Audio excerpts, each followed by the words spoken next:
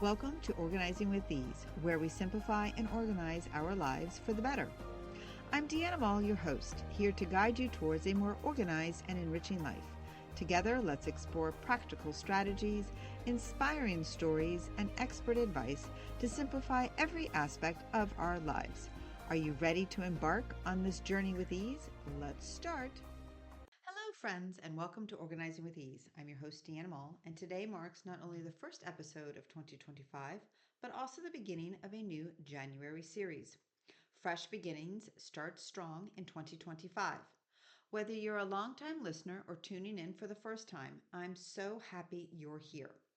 We all know January is the month of resolutions, new goals, and that strong desire to wipe the slate clean. But let's be real. Sometimes it can also feel overwhelming. After the whirlwind of the holidays, our homes and minds can feel cluttered, chaotic, and hard to manage. That's why we're starting the series with the theme of decluttering with intention. In this episode, we're going to explore why decluttering matters, not just for your physical space, but for your mental clarity as well.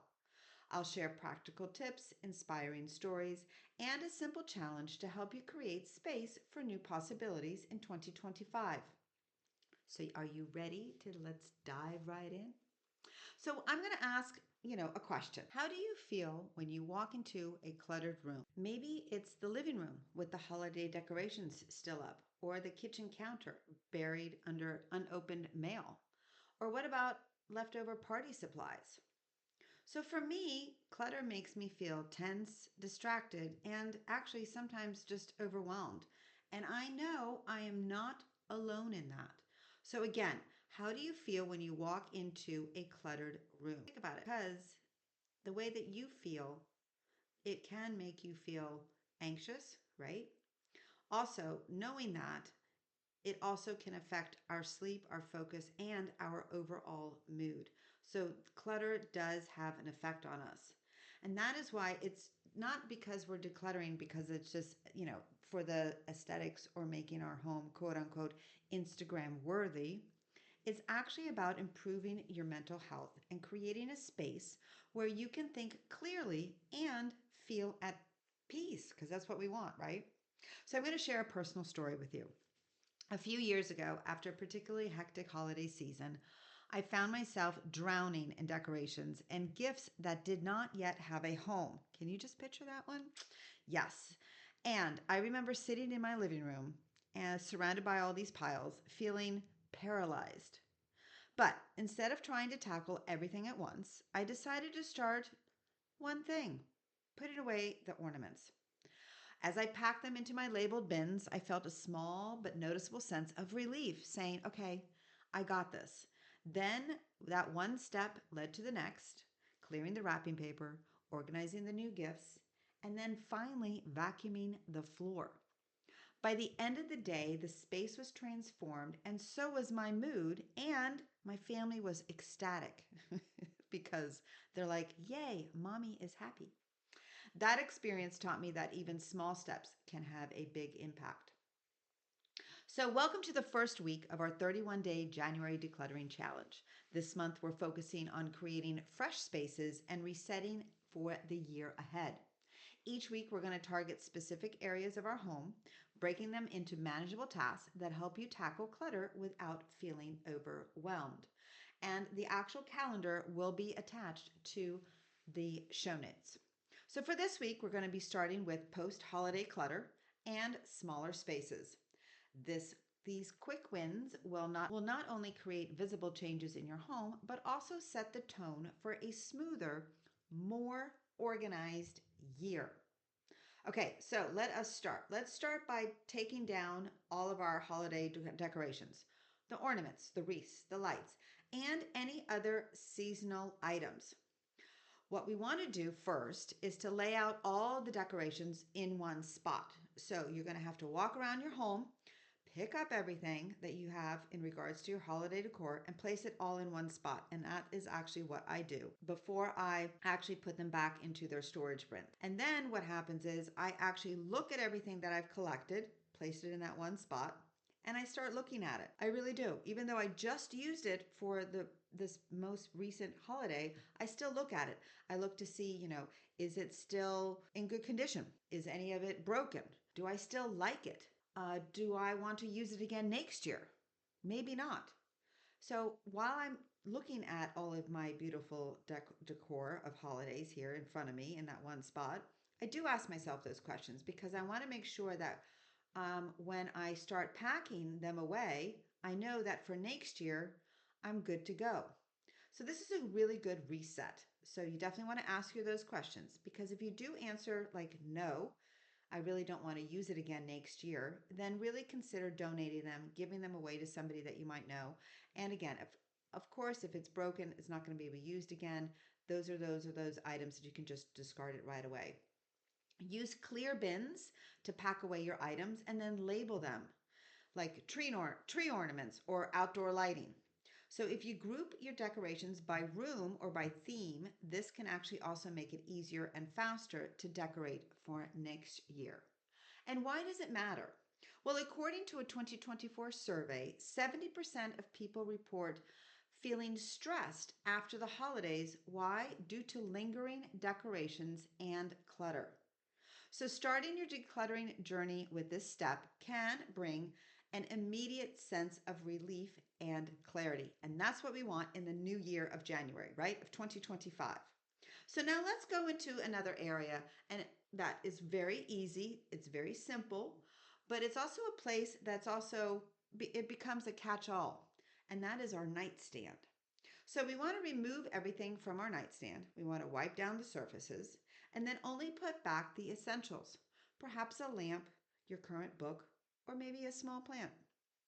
Use a decorative tray or a basket for, those smaller items like glasses or a notepad. And if you have drawers, you can place those items as well in those drawers, like those glasses, the notepad, any, chargers that you might have, because studies do show that a decluttered bedroom can improve sleep quality by up to 42%. So, starting with your nightstand, it sets the tone for a more peaceful and restful space. So, think about that. Think about your nightstand. Go to your bedrooms, look at your nightstand, see how it is. It takes literally 5 to 10 minutes to handle your nightstand. And if you have a journal or a notepad, always keep that top in mind with your pen. Again, you can leave it on top, or if you have a drawer, then you can put it on the top and place it in your top drawer. Next, we're going to go into our bookshelves. Those often become cluttered over time. So here we want to, section by section, based on how many bookshelves you have. If you have, like I have about 3 to 4, and I have a built-in bookshelf. So therefore, bookcases. So I have to actually just take one section at a time.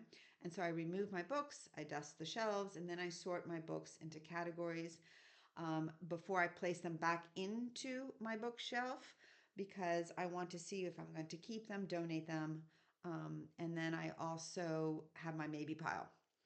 Again, I ask everybody in the family because they also have their areas on the bookcases as well. My husband and the girls, we have our own designated books. We do organize our books by category, size, and by color. You could do all of that, or you could just do one of each. You could do, categorize your books by author or by, theme, whether it's fiction, nonfiction, etc. You get my point, right? But again, please try to donate your books to local libraries, schools, or community centers. A well organized bookshelf can make your space feel lighter and more inviting, inspiring you to spend what? More time reading and less time searching for your next book, because it's all going to be there. Now, with the holidays over, we have to, and this is a must because it's just that time. It's our time to reset our refrigerator and our freezer. Yes, we do. So even though we've had our guests, we've had all of our food, we've cooked and we've baked since, November on, we do now have to kind of do like a reset. We want to remove our items and check for expiration dates. Yes, even now. We want to toss any expired or freezer burnt food. If you have not done so before, before the holidays, now is a really good time to do it as well. We want to wipe down all surfaces again, just make that like a really clean slate of fresh. What you want to do also is you want to group items by category, your dairy, your vegetables, your frozen meals. If you can, clear bins or containers to keep them organized is great. And why does it matter? Well, an organized fridge, refrigerator, or freezer makes meal prep easier, and it actually helps reduce food waste. Now that we're back on schedule, there's no holiday meals, no larger ones that you might have to plan for, but then again, you might have an event that you're hosting. But according to a 2024 study by the Natural Resource, it does say that we Americans family throws away about $1,800 worth of food annually. So a detoxed refrigerator can help prevent that. Again, you might want to just, revisit that, because remember, one of the things for monthly, just because it's a new year, it's also a new month. So we do have to look at our refrigerator on a monthly basis as well. Take this as an excuse, take it as an opportunity. Go through your refrigerator, go through your freezer. If you have other refrigerators like in your garage, and a freezer in your also in your garage, so you have both of those, also needs to be looked at as well.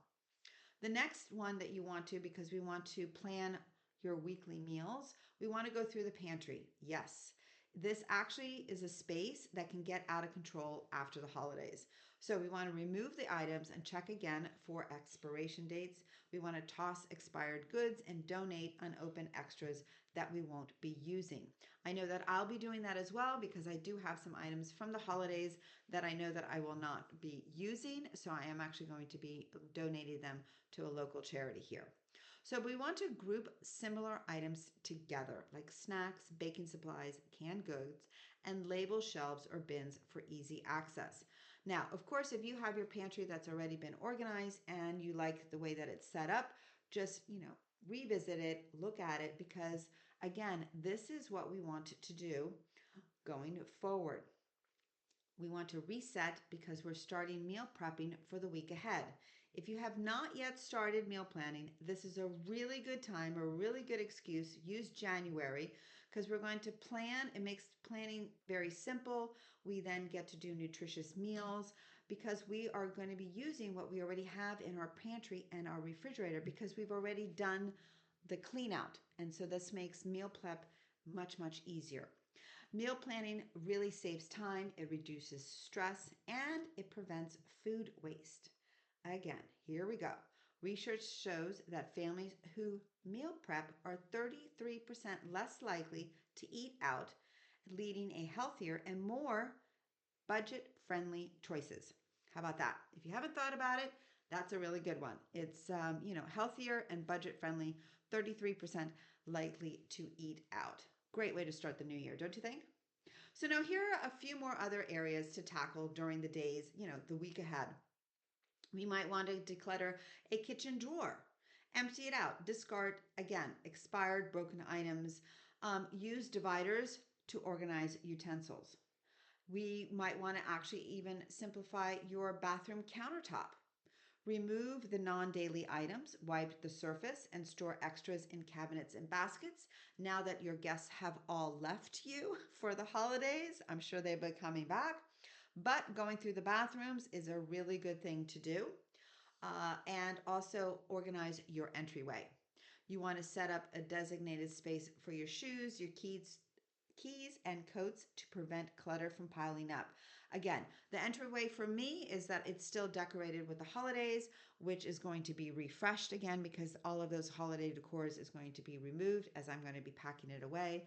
And it's going to be opened again for my shoes and for areas that I use. I actually have my umbrellas there as well. I've had to relocate a couple of them because of the holidays and because of my remodeling of the kitchen, but rest assured, it's all going to be put back together again. So these small tasks might really seem simple, but they create an immediate sense of accomplishment and lay the groundwork for tackling bigger spaces later. So I have a statistic that actually might even motivate you. You ready? A 2024 survey found that 78% of people feel less stress and more productive after decluttering just one small area of their home. By focusing on manageable tasks this week, you're building the momentum needed to make lasting changes. So, I do want to share a story from one of my clients. She came to me feeling overwhelmed after hosting an entire family for the holidays. Some of you are like, yes, that happened to me. Or I only had to, not the entire family, but some relatives and friends, but regardless. So here we are. She's in her living room and it was filled with leftover decorations, gifts, and even some items from previous years that haven't even been put away. So we started with the holiday decorations just like we're doing this week.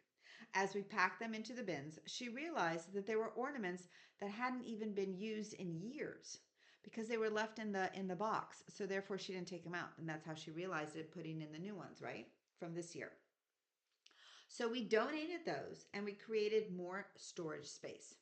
Next, we did tackle her bookshelf because she received some books for the holidays. And by the end of our session, the living room was completely different, lighter, calmer, and more welcoming. Here is the part that I have to share with you that I just loved the most.